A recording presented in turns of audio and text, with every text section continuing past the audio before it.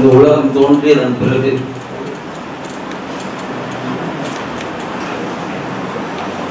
இந்த மனித உயிர்கள் இவைகளெல்லாம் தோன்றியதன் பிறகு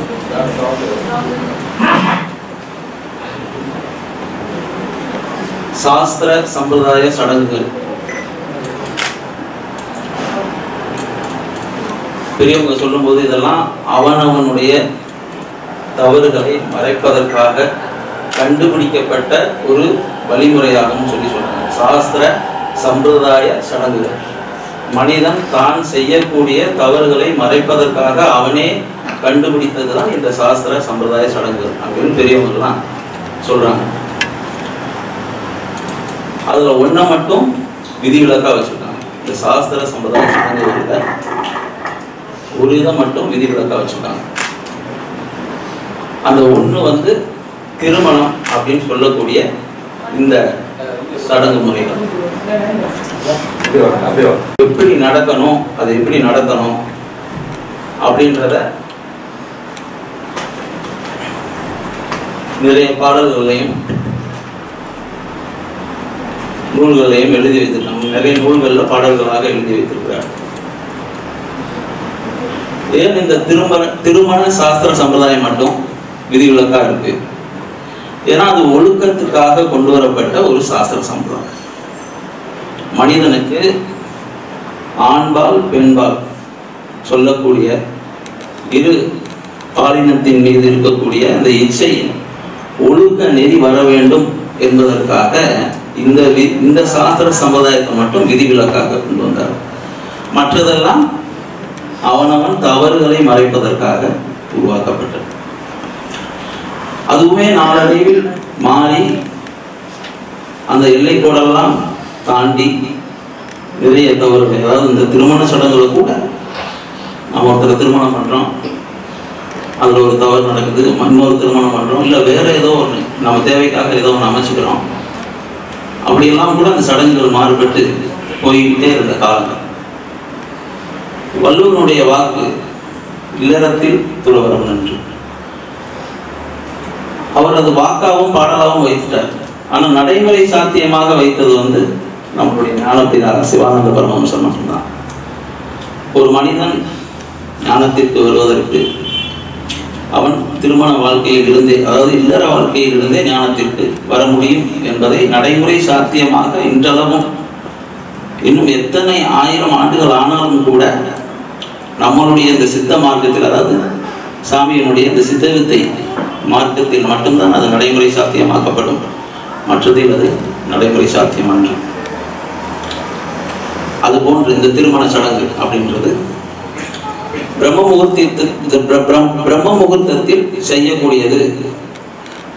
அப்ப செஞ்சோம்னா எந்த சடங்கு சம்பிரதாயமும் இல்லை. ஒண்ணு, நம்ம அப்படிதான் கேள்விப்பட்டிருக்கோம். இரண்டாவது, ஆடம்பரம் இல்லாதது, பொருள் செலவு இல்லாதது, எந்த ஒரு வசீகர தன்மையும் இன்றி செய்யக்கூடிய இந்த சடங்குகள் என்று சொல்லக்கூடிய, ஏன்னா சாஸ்திர சம்பிரதாய சடங்குகளுக்கு இந்த வசீகர தன்மை உண்டு, அதெல்லாம் இல்லாமல் செய்யக்கூடிய ஒரு திருமணம். ஆனா சித்த வித்தியார்த்திகள் திருமணம் என்பது எது? சித்த வித்தியார்த்திகள் திருமணம் இப்ப சாமி சொல்லும் பொழுது இரண்டு சமுதாயம் இருக்கு. இரண்டு சமுதாயம், இப்ப ஒரு சமுதாயம் வச்சுக்கோங்களேன், ஏதோ ஒரு சமுதாயம், நம்ம ஜாதி பெயரை சொல்லக்கூடாது, இருந்தாலும் சொல்றேன், ஏதேனும் ஒரு சமுதாயத்தை மனதில் வைத்துக்கொள்ளும். அதில் இருக்கக்கூடிய சித்த வித்தியார்த்தி ஆனதன் பிறகு அவனுக்கு அந்த ஜாதி என்ற அடையாளமே இல்லாமல் போய்விடும். இருந்தாலும் மனதளவில் அந்த உணர்வு இருக்குமே. ஆனால் அதே சமுதாயத்தை சேர்ந்த ஒரு பெண்ணை அவன் மணக்கிறான் என்றால், இப்பொழுது நம்ம செய்யக்கூடிய இந்த முறைப்படி திருமணம் செய்தாலும் கூட அது சித்த வித்தியார்த்தி திருமணம் அல்ல அப்படின்றார். அதாவது ஒரு சமுதாயத்தை சேர்ந்த ஆண்மகன் அதே சமுதாயத்தை தேடி தேடி பெண் பிடித்து அவளுக்கு வித்தை கொடுத்து திருமணம் செய்து கொண்டால் அது சித்த வித்தியார்த்தி திருமணம் அல்ல அப்படின்னு சாமி சொல்றாங்க. இப்ப எது சித்த வித்தியார்த்தி திருமணம்? ஒரு சமுதாயத்தை சேர்ந்தவன் தன்னுடைய சமுதாயத்தை நேர் எதிராக இருக்கக்கூடிய ஒரு சமுதாயத்தை சேர்ந்த ஒரு பெண்ணை பார்த்து அவளுக்கு இந்த சித்த வித்தை மார்க்கத்தை பற்றி கற்பித்து சொல்லி அவர்கள் இருவரும் மனம் ஒப்பி திருமணம் செய்யும் பொழுது அது சித்த வித்தியார்த்தி திருமணம் என்று சாமி சொல்லி. நம்மளுடைய வித்தியார்த்திகளுக்குள்ள உள்ளாகவே நிறைய திருமணம் எனக்கு அறிந்து என்னோடு பழகிய நிறைய பேரை கூட அவரவர்கள் சமுதாயத்தை சேர்ந்த பெண்களை திருமணம் செய்தது கொண்டு நான் பார்த்திருக்கேன். கேள்வியும் பெற்றிருக்கோம், பார்த்திருக்கோம். நம்ம கூட நிறைய பேர் இருக்காங்க. நிறைய திருமணம் வெவ்வேறு சமுதாயத்தை சேர்ந்தவர்கள் செய்தது உண்டு. ஆக சித்த வித்தியார்த்தி திருமணம் என்பது ஜாதி மதங்களை கடந்தது. ஒரு சமுதாயம் ஒரு சமுதாயம், ஒரு மதம் இன்னொரு மதத்தை தாண்டியது. இது மாதிரி வேறுபட்ட நிகழ்வுகளுக்குள் இருந்து பண்ணக்கூடிய ஒரு திருமணமாக இந்த விவாகமாக இருந்தால் அது சித்த வித்தியார்த்தி திருமணம். இது பாகுபாடின்றி செய்யக்கூடியது அப்படின்னு சொல்லி இதை ஏன் நமக்கெல்லாம் தெரிஞ்ச விஷயமா இருந்தாலும் இன்றைக்கு இவங்கெல்லாம் இந்த திருமணத்தை பார்க்கறதுக்காகவே அங்கிருந்து மதுரையிலிருந்து அவர்களுடைய உறவினர்கள்லாம் வந்திருக்காங்க. அதனால இந்த விளக்கங்களை சொல்லி நாம் அந்த திருமண நிகழ்வுகளுக்கு போகணும் அப்படின்றதுனால இந்த விளக்கங்களை நாம் கொடுத்தோம். நேரம் குறைவாக இருப்பதால், ஏன்னா எல்லாரும் அசம்பிள் ஆகி ஜபம் ஸ்டார்ட் பண்ணவே 4 மணி ஆயிடுச்சு. இப்போ மணி 5 ஆயிடுச்சு. இனி 5:20 5:30 நம்ம மாலை மாற்றுதல் சாமி திருமணம் செய்து முடிக்க வேண்டும்.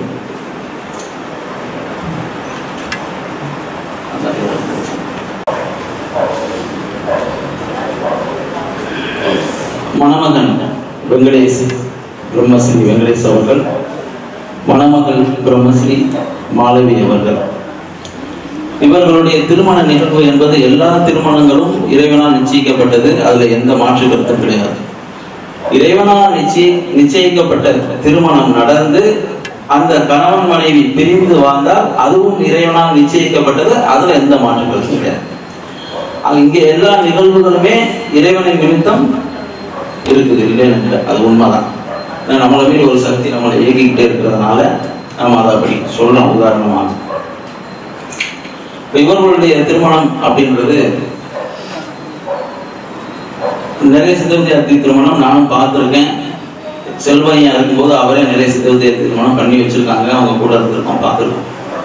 அதெல்லாம் பேச்சுவார்த்தையாக நடக்கும். ஒரு திருமணம் ஆரம்பிக்கும் பொழுது ஒரு பேச்சுவார்த்தையாக நடக்கும், பார்த்துருக்கோம். எந்த பையன் இருக்கு, உங்கள்கிட்ட பொண்ணு இருக்கா அப்படின்னு சொல்லி ஆரம்பிச்சு நம்ம ஒரு திருமணத்தை நகர்த்தி கொண்டு போவோம். இவர்களுடைய திருமணம் என்பது இது மாதிரி யோகநாதன் அவர்கள் என்னுடைய பையனுக்கு ஒரு வரன் வேண்டும் அப்படின்ன போது கார்த்தி அவர்களை கூப்பிட்டு சொன்னாங்க, இந்த மாதிரி மணமேகூர்ல ஏதேனும் பொண்ணு இருந்தா சொல்லுங்க அப்படின்னு சொல்லி. அப்ப நான் கார்த்திகிட்ட சொன்னது, என்னுடைய நிலையம் மணமேகூர் நிலையம் கல்யாண புரோக்கர் அலுவலகம் அல்ல. நான் இதையும் வெளிப்படையா பேசுவேன், மறைக்கவே மாட்டேன். எதா இருந்தாலும் சரி, நான் கார்த்திகிட்ட அப்படிதான் சொன்னேன். யாரும் தவறாக நினைச்சுக்க கூடாது. அலுவலகம் அல்ல. ஆனால் என்னை மதித்து சொன்னதன் பெயரில் அதை நாம் ஒரு சங்கல்பமாக எடுத்துக்கொள்வோம். அதாவது நம்ம மதித்து சொல்லியிருக்காங்க, அதனால ஒரு சங்கல்பமா எடுத்துக்கிறோம். அப்படி ஒரு நிகழ்வு நடந்தால் நான் உங்களுக்கு சொல்றேன், இருந்தாலும் சொல்றேன்னு சொல்லி சொன்னேன். அப்ப அவர் சொன்னதன் பிறகு அந்த தம்பி போட்டோவை எனக்கு அனுப்பிச்சார் வாட்ஸ்அப்ல. மேலும் அவரே தன் முயற்சியில போட்டோ அனுப்புறாரு. அப்ப அந்த தம்பி போட்டோவை பார்த்தேன். பார்த்ததன் பிறகு அன்று ஜெபம் நடக்கும் பொழுது இங்கு நிறைய திருமணம் ஆகாத பெண்கள் வந்து கொண்டிருக்கிறார்கள். மணமேகூர்ல படித்த பெண்கள் இங்க வந்து ஜெபம் பண்றாங்க, போறாங்க. அது எல்லாருக்கும் தெரியும். அவங்க தாய் தகப்பன்கள் கூட இங்க வந்து போயிட்டு இருக்காங்க. அப்ப எனக்கு வித்தையே வாங்காத ஒரு பெண் மகளுடைய முகம் வந்து எனக்கு வந்து போனது. அப்புறம் இவருடைய முகம் வந்தது. இப்படி மாறி மாறி ஒரு நிகழ்வு நடந்துகிட்டே இருந்தது. சம்பந்தமே இல்லாம இருக்கு. ஏன்னா வித்தியார்த்தி அல்ல. சரி, அது ஒன்றும் பெரிய விஷயம் கிடையாது. பேசினா வித்தை கொடுத்துருவோம், திருமணம் நடக்கும். அதை நான் மனசுக்குள்ளேயே வச்சுட்டேன். அப்ப அவங்க இந்த 100ஆண்டு விழாவுக்காக இங்க வர்றாங்க. நான் இது சம்பந்தமா இந்த வாக்குறுதியை கொடுக்கல, அது அப்படியே நிறுத்தியாச்சு. 100ஆண்டு விழா நிகழ்வு நடந்துகிட்டே இருக்கு. அவர்கள் அங்க ஜெபம் பண்றாங்க. காலையில் அதிகாலை ஜெபம் செய்கிறார்கள். இப்போ செய்யும் பொழுது அவருடைய தகப்பனார் யோகநாதன் அவர்கள் ஜெபம் முடித்து, எல்லாரும் வரிசையாக ஹாலில் உட்காந்துருந்தோம். அப்போ ஜெபம் முடித்து அந்த கண்களை திறந்து கதவை திறந்த உடனே ஒரு பொண்ணு வந்து உள்ள வருது. அப்போ அவருக்கு மனசுல பட்டது, இந்த பொண்ணு நம்ம மருமகளா இருந்தா நல்லா இருக்கும், ஆனா அந்த பொண்ணு கலர் ட்ரெஸ்ல வந்தது நல்லா இருக்கும் அப்படின்னு. அவர் அந்த விழா முடிகிற வரையும் அந்த பெண் எங்கெல்லாம் போதும் அங்கதான் போயிட்டே இருந்தார். இந்த பெண் யாரா இருக்கும், வித்தியார்த்தி பெண்ணா இருக்குமா, என்ன ஏது அப்படின்னு விசாரிக்க அவருடைய தம்பி, அண்ணன், அவருடைய நண்பர் கார்த்திகை 3 பேரும் சுத்திட்டே இருக்காங்க. எனக்கு இதெல்லாம் தெரியாத நிகழ்வு நடந்துகிட்டே இருக்கு. அப்புறம் கொஞ்ச நேரம் கழிச்சு கார்த்திக் கூப்பிட்டு, ஆனா ஒரு நிமிஷம் என்னன்னு கேட்கும் பொழுது அந்த பெண்ணை காமிச்சு, இந்த பெண் யார் அப்படின்னு சொல்லி கேட்டாங்க. என்ன விஷயம் அப்படின்னு. இல்லை நம்ம வெங்கடேஷுக்கு பொருந்துற மாதிரி இருக்கு அப்படின்னு. ஜாதகம் பொருத்தம் பார்த்தீங்கன்னு கேட்டேன். இல்லைன்னா யோகன்னா ஜெபம் முடிச்ச உடனே அந்த பொண்ணை பார்த்துட்டு தம்பிக்கு பொருந்துற மாதிரி இருக்கு, யாருன்னு விசாரிப்போமான்னு சொல்லி கேட்டாங்க அப்படின்னு. சரி கொஞ்சம் இருங்க அப்படின்னு சொல்லி எனக்கு மனதில் அந்த மனக்கண்ணில் காட்டிய முகமும் அவர்கள் பார்த்த முகமும் ஒன்று. நான் அதான் சொல்ல வந்தேன். அப்ப எனக்கு உறுதி ஆயிடுச்சு, இதை நிச்சயம் நாம் பேசலாம். ஏன்னா என்ன தோணுச்சோ அதை அங்க சாமி காட்டியிருக்காங்க, அவங்களுக்கும் அதே உணர்வோடு சாமி காட்டியிருக்கிறார்கள். அப்ப அதை நம்ம தாராளமாக செய்யலாம்னு சொல்லி, அப்ப அந்த அவங்களுடைய தகப்பனார், அவர் வித்தியார்த்தி, அவங்க அம்மா வித்தியார்த்தி, இந்த பொண்ணு மட்டும் வித்தியார்த்தி அல்ல, அழைத்து விஷயங்களை பேசி அன்றே பேசினோம். அந்த பெண் படிச்சுட்டு இருக்கனால இப்போதைக்கு செய்ய முடியாது அப்படின்னு சொல்லி சொன்னாங்க. அப்புறம் அந்த பெண்ணை வர சொல்லி நாங்க கொஞ்சம் சில விளக்கங்கள்லாம் கொடுத்து, ஏன்னா 19 வயது, அவருக்கு 20 வயது, இந்த காலகட்டத்தில் 19 வயதுல கல்யாணம் பண்ணி கொடுக்குறதுன்றது ரொம்ப, ஏன்னா பெண்கள்லாம் படிக்க ஆரம்பிச்சிட்டாங்க இல்லையா, 25 வயசு 26 வயசு அந்த மாதிரி 30 வயசுலாம் திருமணம் ஆகக்கூடிய பெண்கள்லாம் இருக்காங்க. ஸோ அதை வித்தியாசப்படுத்தி பேசினதுனால அதை அவங்களுக்கு புரிய வச்சு, அந்த பெண்ணுக்கு மார்க்கத்தை பற்றி புரிய வச்சு, அவங்க அப்பா அதுக்குள்ளே இருந்ததுனால அது கொஞ்சம் சுலபமாக இருந்ததுனால அப்புறம் அவர்களுக்கு வித்தை கொடுத்து இந்த திருமணத்தை ஏற்பாடு செய்தோம். அப்படிதான் அது நடந்தது. நான் முதவே சொன்னேன் இல்லையா, ஒரு சமுதாயத்தை சேர்ந்தவர் அதற்கு நேர் எதிராக இருக்கக்கூடிய ஒரு சமுதாயத்தோடு செய்வது அப்படின்னு சொல்லி, அது மாதிரியான திருமணம் தான் இது. இந்த 2 சமுதாயமே அதற்கு நேர் எதிராக இருக்கக்கூடிய சமுதாயம். நான் சொல்ல விரும்பல, இருந்தாலும் இது மனதில் இருக்கணும், வித்தியார்த்திகளுக்கு மனதில் இருக்கணும்ன்றதுக்காக அதை அழுத்தி சொல்றோம்.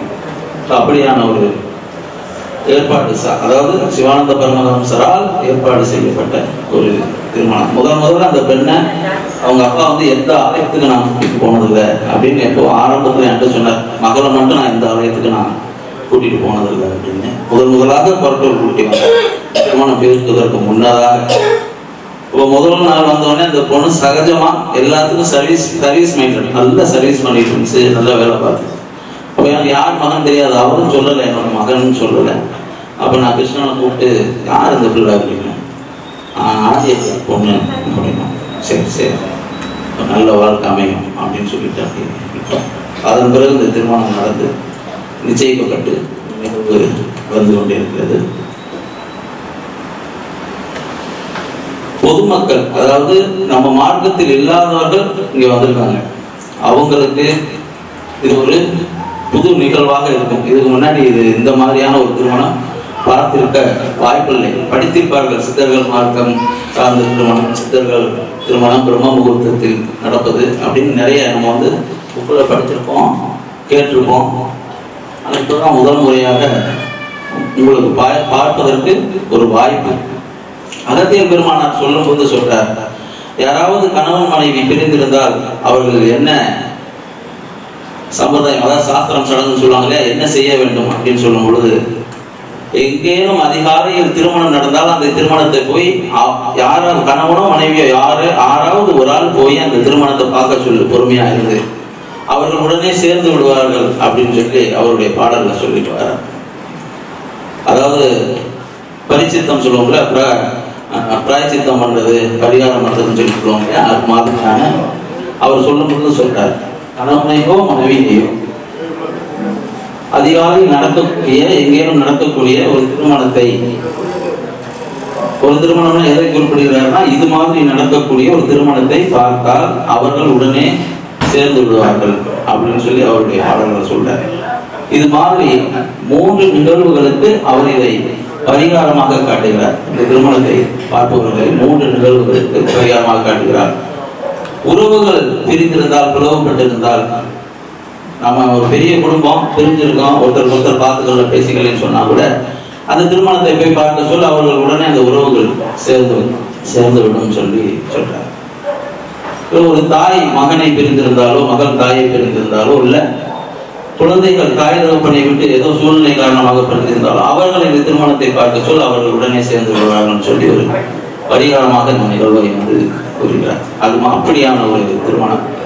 இன்று இவர்கள் இந்த நிகழ்வை மனதளவுல உள்ள நமக்கு நிறைய பிரச்சனைகள் இருக்கும், நம்ம வெளியில சொல்றதில்ல. இருந்தாலும் கூட இந்த நிகழ்வு அவர்களுக்கு ஒரு பரிகாரம் மாதிரிதான். அதாவது சித்த வித்தியார்த்தி அல்லாதவர்களுக்கு இது ஒரு பரிகாரமாக இந்த காட்சியை பார்ப்பதற்கும் இந்த நிகழ்வை பார்ப்பதற்கும்.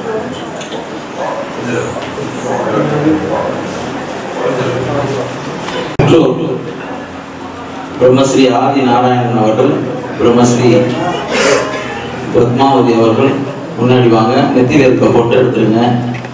நான் முதல்ல சொல்றேன், உள்ள வரும்போது பொட்டு வைக்காதீங்க, நகை போடாதீங்க, வளையல் போடாதீங்கன்னு நாம ஃபாலோ பண்ணி ஆகணும். சாமி சொல்லியிருக்கக்கூடிய அடிப்படை இயமனியம். அதுல நாம கொஞ்சம் மேலும் தவறினால் அப்புறம் ஒருபோதும் சாமி நமக்கு திருப்பவே மாட்டார். எந்த மாற்று கருத்தும் கிடையாது. அப்புறம் அங்க வலிக்குது இங்க வலிக்குதுன்னா அதை கண்டுக்கவே மாட்டாரு. அது உண்மையான பார்த்தது. ஏன்னா சாதாரண விஷயம், கலட்டி இப்படி போறதுல ஒன்றும் நம்ம குறைஞ்சிறது கிடையாது. பிரம்மஸ்ரீ வெங்கடேஷ் அவர்களின் பெற்றோர் வாங்க, முன்னாடி வாங்க, சீக்கிரம் வாங்க. ஏன் நேரம் புரியறதுக்குள்ள நம்ம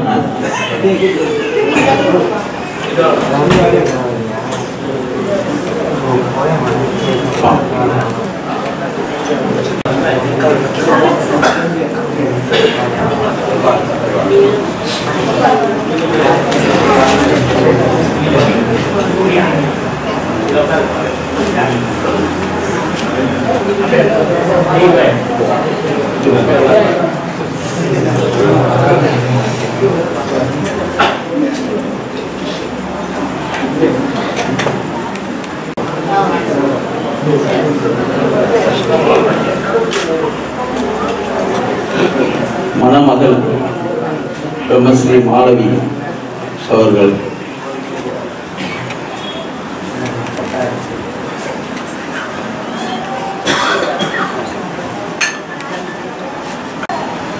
அவர்கள் ஜெகஜோதி தவக்குடி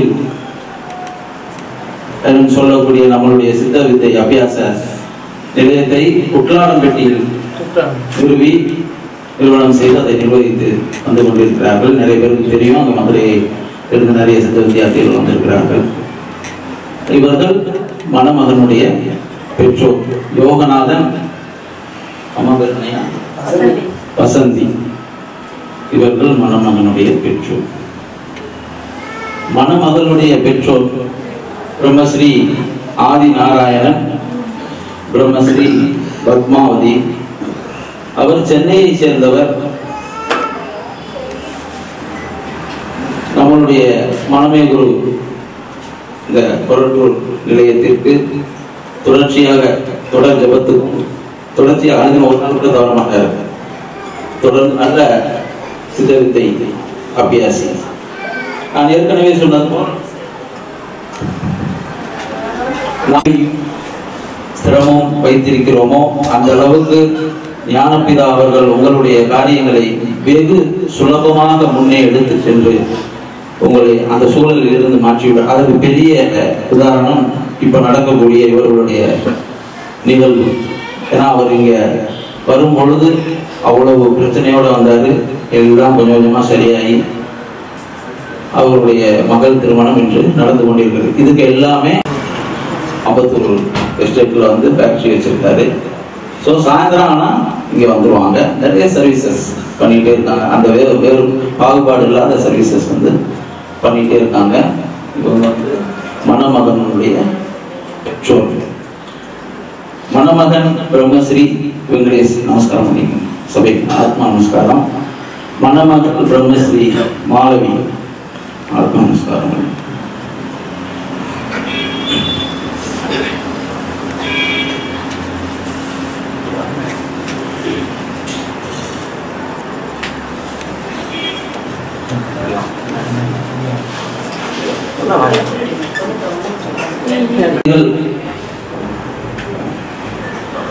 அனைவரும் சித்த வித்தை எடுக்கும் பொழுது ஒரு சத்திய பிரமாணம் செய்கிறோம். சித்த வித்தை எடுக்கும் பொழுது சாமிக்கு ஒரு சத்திய பிரமாணம் செய்கிறோம். முடிந்த அளவு அதை பின்பற்றுகிறோம். முடிந்த அளவு அது உட்கருத்து இருக்கு. முடிந்த அளவு தான் அதை பின்பற்றுகிறோம். சிலர் உண்மையாகவே 100% 200% அதை பின்பற்றுகிறார்கள். நமக்கு தனியாகவே தெரிஞ்சுக்கணும். அது போன்று திருமணம் நிகழும் போது ஒரு பிரமாணம் உண்டு. அது ஆன்ம சத்திய பிரமாணம். நம்ம அதுவும் ஆன்ம நிலையிலிருந்து கொடுக்கிறோம், இதுவும் ஆன்ம நிலையிலிருந்து கொடுக்கிறோம். இந்த சத்திய பிரமாணம் இவர்கள் சாமிக்கு கொடுக்கக்கூடியது. அதுவும் சாமிக்கு கொடுக்கக்கூடியது, இதுவும் சாமிக்கு கொடுக்கக்கூடியது. நான் ஏற்கனவே சொன்னது போல இல்லறத்தில் துறவரம் நன்றாம் வள்ளுவனுடைய வாக்கு பாடலாக இருக்கு. நடைமுறை சாத்தியம் என்று அது சித்தவித்தை, இந்த சித்தவித்தை மார்க்கத்தில் மட்டும்தான் நிகழ்ந்து கொண்டிருக்கிறது. அதற்கு சாட்சியாக இந்த சத்திய பிரமாணம். நாம் ஒவ்வொன்றாக சொல்ல சொல்ல மணமக்கள் இருவரும் சேர்ந்து இந்த பிரமாணத்தை சுவாமி சிவானந்த பரமஹம்சருக்கு ஒப்பு கொடுக்க வேண்டும். சம்மதமா? சம்மதமா? அதிலிருந்து ஒருபோதும் பின்வாங்க கூடாது. அது மணமகனாக இருந்தாலும் சரி, மணமகளாக இருந்தாலும் சரி. இன்றையிலிருந்து இந்த வாழ்க்கை நீங்க தான் இந்த மாலை எடுத்து மாத்த போறீங்க. யாரும் இந்த மாலை எடுத்து தர போறது. ஏன்னா உங்களுடைய வாழ்க்கையை நிர்ணயம் செய்வது சிவானந்த பரமஹம்சர். சோ அனைத்து ஜீவனிலும் நான் இருக்கிறேன் என்று சொன்ன ஞானத்திராவின் வாக்கிற்கு இணங்க நீங்கள் தான் இந்த மாலை எடுத்து மாற்றிக்கொள்ள போகிறீர்கள். அதற்கு முன்னதாக சத்திய பிரமாணம் செய்து கொள்வோம். சரியா? சாமிக்கு ஒரு நமஸ்காரம் பண்ணிட்டு நான் சொல்வது ஒவ்வொன்றாக பின்னே சொல்லிவார்.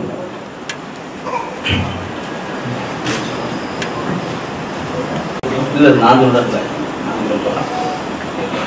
இந்த விளக்க மனசுல நினைச்சுக்கணும். இதை எடுக்கும்போது நினைக்கிறாங்க, அது மாதிரி மனசுல நினைச்சுக்கிட்டு சொல்லணும். மணமக்களாகிய நாங்கள் ஜீவேஸ்வர சம்யோகத்திற்காகவும், அதாவது ஆன்மாவோடு இரண்டரை கலப்பது, அதாவது ஆன்மாவோடு இரண்டரை கலப்பது. நான் உங்களுக்கு விளக்கம் சொல்றேன். ஜீவேஸ்வர சம்யோகம் என்பது ஆன்மாவோடு இரண்டரை கலப்பது. சரியா? ஜீவேஸ்வர சம்யோகத்துக்காகவும், மறுபடியும் சொல்லுங்க, சம்யோகத்துக்காகவும் இந்த மாயா சரீரத்தின் மேல் உள்ள இச்சையை தவிர்த்து ஞானபிதா சுவாமி சிவானந்த பரமஹம்சர் அருளிய சித்த வித்தையை ஒருபோதும் மறவாது என்றும் அழியா ஜீவ சரீரத்தை நேசித்து எனக்கு நானோ அல்லது ஒருவருக்கு ஒருவரோ எவ்வித மன இடையூறும் செய்யாமல் இருவரும் சித்த வித்தையை பின்பற்றி ஜீவ மோட்சம் அடைவோம் என உறுதி பூண்டு அனைத்து ஆத்ம சகோதரர்கள் முன்னிலையிலும் எல்லாவற்றுக்கும் மேலாக ஜெகஜோதியாம் சுவாமி சிவானந்த பரமஹம்சர் சாட்சியாகவும் இன்று இல்லற வாழ்வில் அடியெடுத்து வைக்கின்றோம் என மனப்பூர்வமாகவும் ஆன்ம தெளிவோடும் அனைவர் முன்னிலையிலும் தெரிவித்துக் கொள்கிறோம். அனைவருக்கும் ஆத்ம நமஸ்காரம்.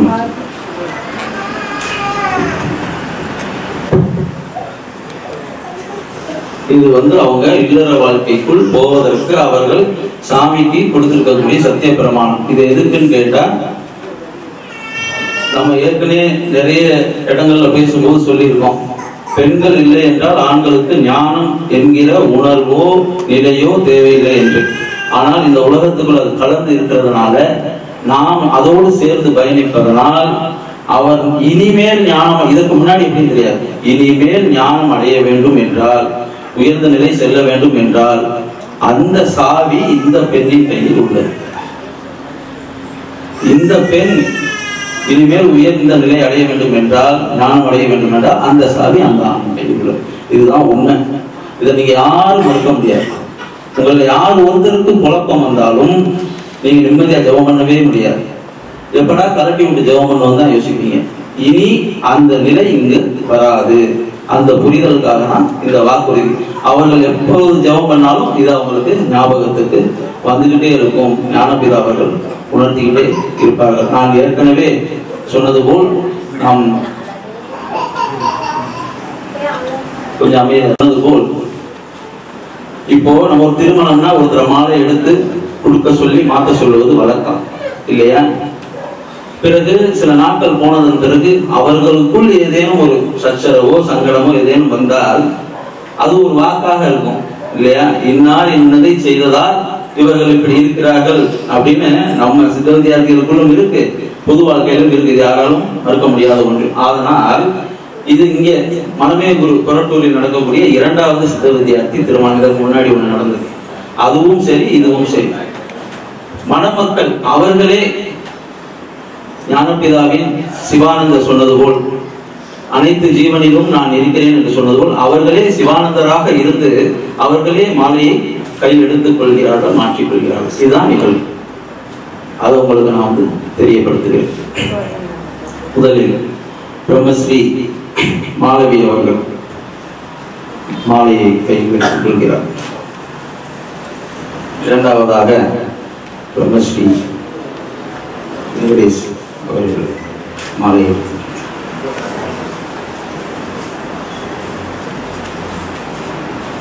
முதலாவதாக பெண் மணமகளாகிய பிரம்மஸ்ரீ மாலவி அவர்கள் பிரம்மஸ்ரீ வெங்கடேஷ் அவர்களுக்கு மாலையை அணிவிப்பார்.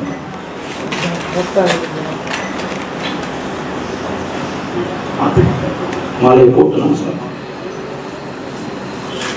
நமஸ்காரம். பிரம்மஸ்ரீ மாலவி மணப்பெண்ணாகிய மாலவி அவர்களுக்கு பிரம்மஸ்ரீ வெங்கடேஷ் அவர்கள் மாலை அணிவிப்பார்.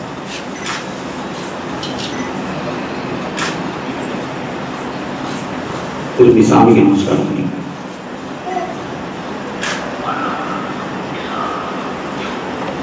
சபைக்கு நமஸ்காரம்.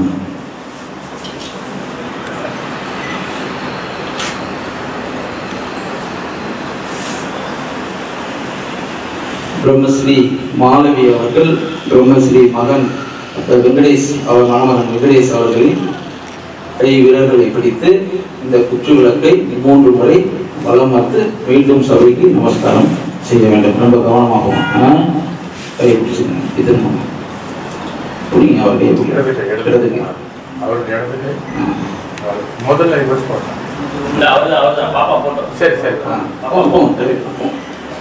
3 முறை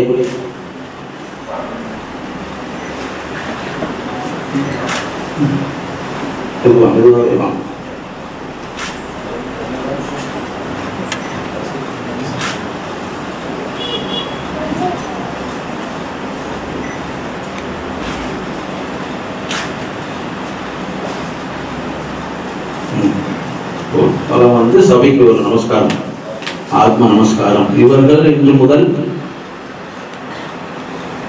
இனி இல்லற வாழ்வென்று சாதாரணமாக இல்லை, ஞானத்தை அடையக்கூடிய இல்லற வாழ்வுக்குள் அடியெடுத்து வைத்திருக்கிறார்கள். ஏற்கனவே சொல்ல, இவர்களுடைய வாழ்க்கைக்கு இவர்களே பொறுப்பு. இங்கு இருப்பவர்களில் யாரும் பொறுப்பல்ல. தாயோ தகப்பனோ மற்ற உறவினர்களோ இல்லை, இந்த நிகழ்வை நடத்தி கொண்டிருக்கும் நானோ பொறுப்பல்ல. இவர்கள் வாழ்க்கைக்கு இவர்களே பொறுப்பு. அதற்காகத்தான் அந்த சத்திய பிரமாணம் கொடுக்கப்பட்டது. ஸோ அவர்கள் இனி மனம் ஒத்ததாதான் இது நடந்தது. இனியும் மேலும் அவர்கள் நன்றாக ஜெபித்து மேல்நிலை அடைந்து அனைவருக்கும் சாட்சியாக இந்த சித்த வித்தை எனும் மார்க்கத்தில் இருந்து அந்த ஜீவேஸ்வர ஐக்கியம் எனும் நிலையை அடைந்து இனி அவர்களுக்கு வரக்கூடிய செல்வங்கள், அதாவது குழந்தை செல்வங்கள், பிள்ளைகள், அவர்களை கூட இந்த மார்க்கத்திலேயே பின்தொடர்ந்து வர செய்து சுவாமிக்கு உண்மையாகவும் சத்தியமாகவும் இருப்பார்கள் என்று உறுதி கூறுகிறோம்.